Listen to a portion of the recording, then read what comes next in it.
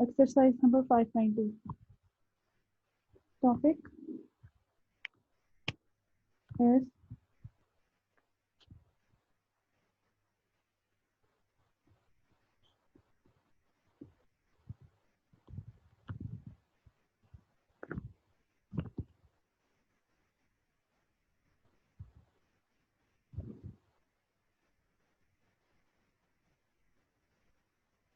sets and function. सब topics place नहीं है तो मैं इसको ऊपर ही लिखूंगी. सब topic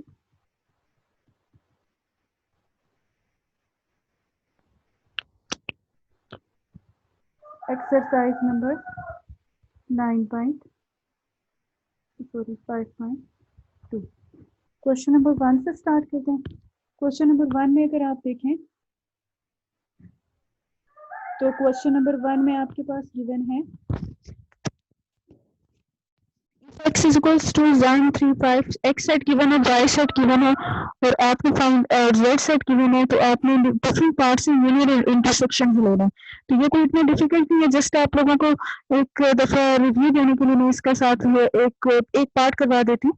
but that question is very easy और इसके तमाम पार्ट्स काफी इजी हैं. वैसे मैंने कहा था कि ये पार्ट्स आप लोगों ने खुद ही करने, लेकिन लेट्स सपोज मैं इसका एक पार्ट जो है वो आपको करवा देती हूँ. That is question number 1, part number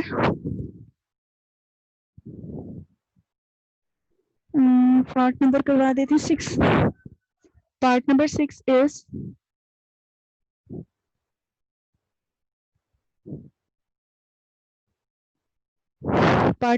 आपके पास x bracket x union y bracket close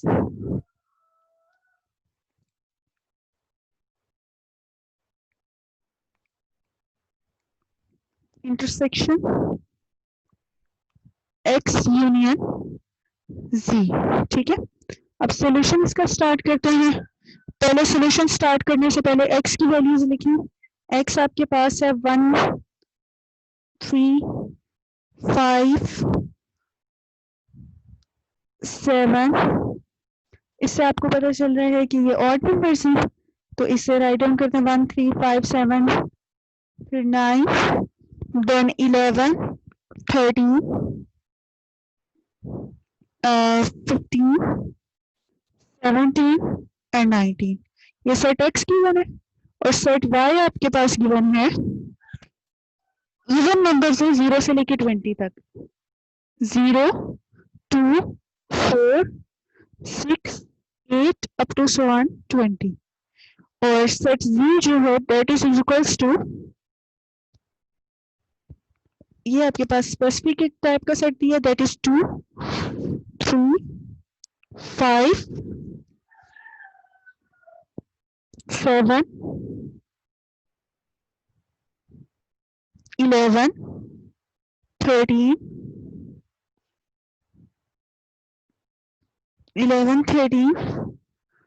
17 19 and 23. Okay, let's start. First bracket पहले इसकी सॉल्व करते हैं. फर्स्ट ब्रैकेट आपके पास है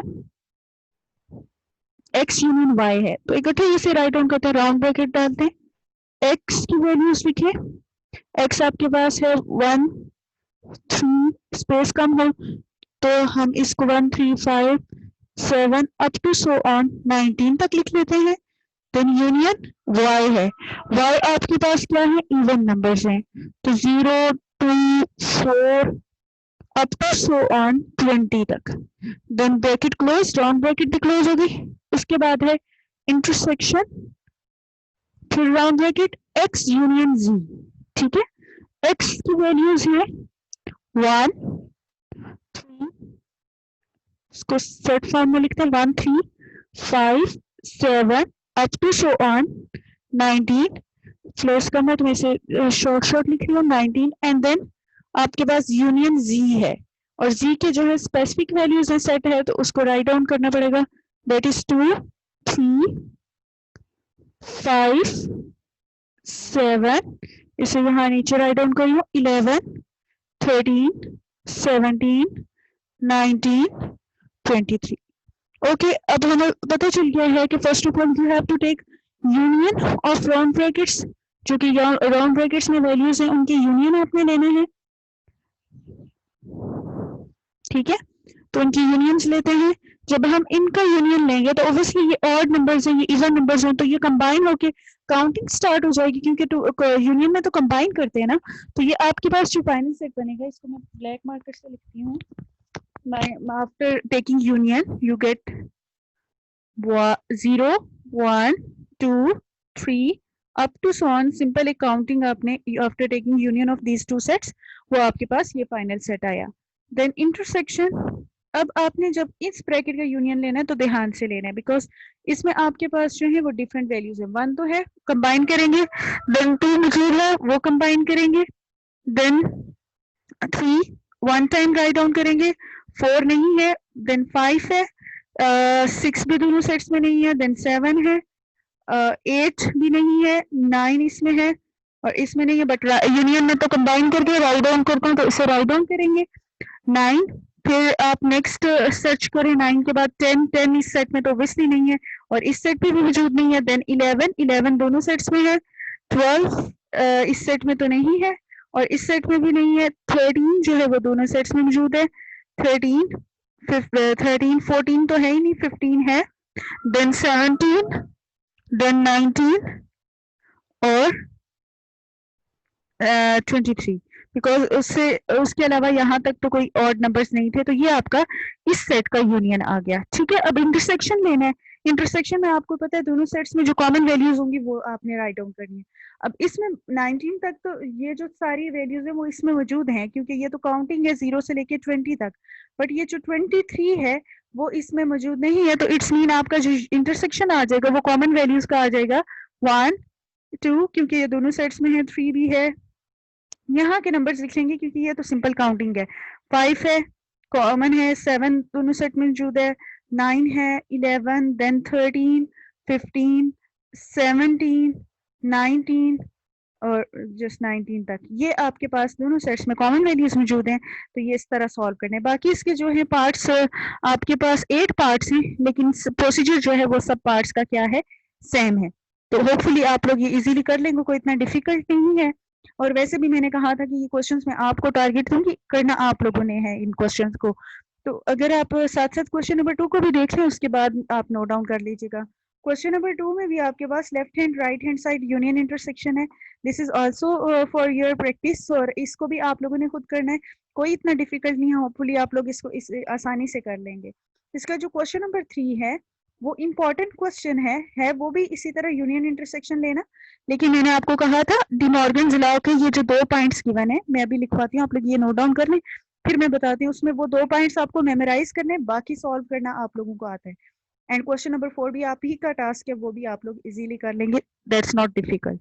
तो ये नोट डाउन कर लें, उसके बाद मैं आपको जस्ट डी मॉर्गन लॉ का बताती हूँ, फिर 5.3 का जो स्टार्टिंग क्वेश्चंस हैं उनके बारे में भी मैं आपको बताती हूँ। ठीक है, नोट डाउन करके मुझे ओके का मैसेज करें।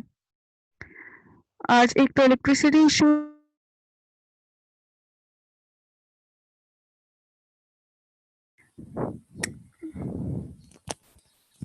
आज वैसे भी इश्यूज है ना, इलेक्ट्रिसिटी इशू है इस एरिया में, और सेकेंडली मैंने मोबाइल डेटा से कनेक्ट किया हुआ, तो माइट भी